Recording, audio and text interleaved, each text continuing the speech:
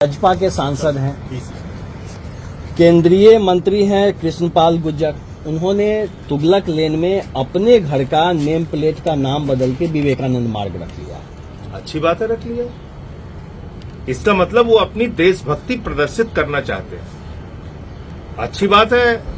उन्होंने मुगल क्रूर शासकों के खिलाफ आवाज उठाई, लेकिन फिर दूसरा पक्ष मोदी जी का ये है कि जब अमेरिका से उनका दोस्त राष्ट्रपति ट्रंप आता है तो उसको वो ताजमहल देखने के लिए भेजते हैं। किसने बनवाया ताजमहल? शाहजहां ने, मुगल शासक था। ओबामा को ताजमहल देखने के लिए भेजते हैं। किसने बनवाया? शाहजहां ने, मुगल शासक था। और छोड़ दीजिए, ट्रूडो हो, जितने भी राष्ट्रपति आते हैं उनको आप कहते हो जाके ताजमहल देखो, ये सबसे अच्छा हमारे यहां बिल्डिंग बना हुआ। किसने बनवाया उसको? मुगल शासक।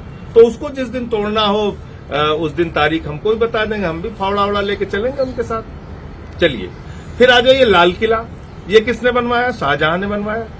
हर 15 अगस्त को भारत के जितने भी प्रधानमंत्री हुए वो जाके वहां पे भाषण देते। तो जब भारत आजाद हो गया, आज हिंदुस्तान में देश के लोगों की सरकार है, हिंदुस्तानियों की सरकार है, और इस देश की परिधि में जितनी चीज है वो हमारी है। आप इसको तोड़ना चाहते हो, चलो तोड़ते हैं। यहीं पे लेडी हार्डिंग हॉस्पिटल बना हुआ है। वो कौन है? लॉर्ड हार्डिंग, जो वायसराय था भारत का, उसकी पत्नी के नाम पे लेडी हार्डिंग हॉस्पिटल बना हुआ है। अब आप मुझे बताइए कि अंग्रेज क्रूर शासक जिन्होंने 200 साल तक हिंदुस्तान को गुलाम बना के रखा, जो शहीद आजम भगत सिंह को फांसी पे चढ़ाते हैं, शहीद सुखदेव, शहीद राजगुरु, शहीद अशफाकुल्ला, शहीद रोशन सिंह, शहीद राजेंद्र दहड़ी, शहीद खुदीराम बोस, शहीद प्रफुल्ल चाकी, कितने नाम लूं?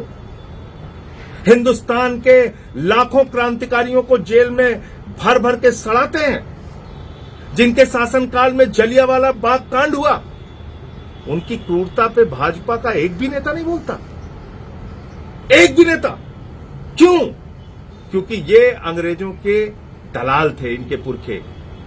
आरएसएस के लोगों ने अंग्रेजों की दलाली की है, तिरंगे झंडे को अशुभ बताया है। मैं चाहता हूं जितने भी मुगल क्रूर शासक हैं हिंदुस्तान के अंदर, उसके ऊपर खुली चर्चा हो, और आरएसएस के लोगों ने आजादी के आंदोलन में जो गद्दारी की है उसके ऊपर खुली चर्चा हो, तिरंगे झंडे का जो विरोध किया है उसके ऊपर खुली चर्चा हो, श्यामा प्रसाद मुखर्जी ने जो अंग्रेज गवर्नर को चिट्ठी लिखी है और कहा है कि भारत छोड़ो आंदोलन को कुचल देना चाहिए, उसके ऊपर चर्चा हो। ये बात करेंगे देशभक्ति के, जिनका संगठन इसलिए निर्माण हुआ हिंदुस्तान के अंदर कि देश के साथ गद्दारी करो। गद्दारों की फौज आज बात करेगी देशभक्ति के ऊपर। तो सबसे बड़ा सवाल यह है, आप मुगल क्रूर शासकों की जितनी निशानी मिटाना चाहते हो आप मिटाओ, लेकिन फिर ये ड्रामे मत करो कि ताजमहल दिखाने के लिए भेजो।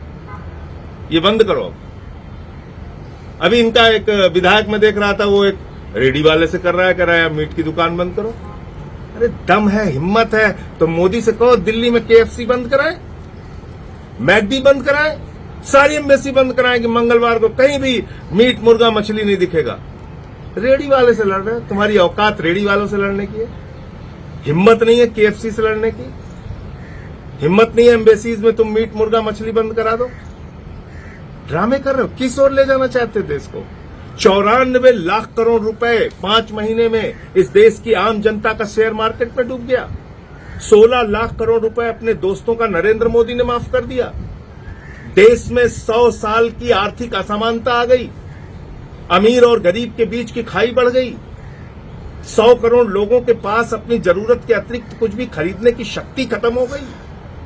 महंगाई आसमान पे पहुंच गई। टैक्स के बोझ के तले आम इंसान दबा जा रहा है। आप एक चर्चा नहीं करना चाहते उस पर। आप इन बातों की चर्चा करके असली मुद्दों को, जिंदगी की दुश्वारियों को, इंसानों की गरीबी को, बेरोजगारी को दबाना चाहते हैं। रोज नए ड्रामे।